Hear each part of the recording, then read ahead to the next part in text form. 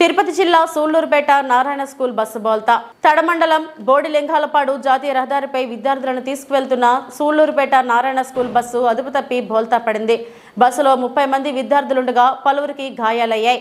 Driver నిర్లక్ష్యమే ప్రమాదానికి కారణంగా తెలుస్తుంది. గాయపడిన విద్యార్థులను ప్రభుత్వ ఆసుపత్రికి తరలించి చికిత్స అందిస్తున్నారు.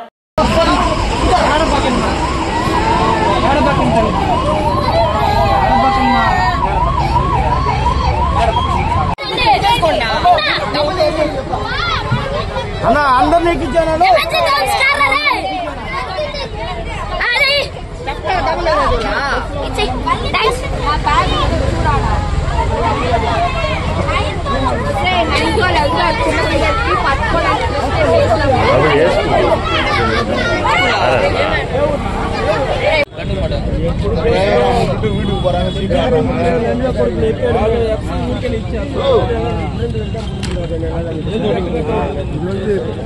ఎట్లా అయితే రాదు అది ఆడానే వేయాలి కదా.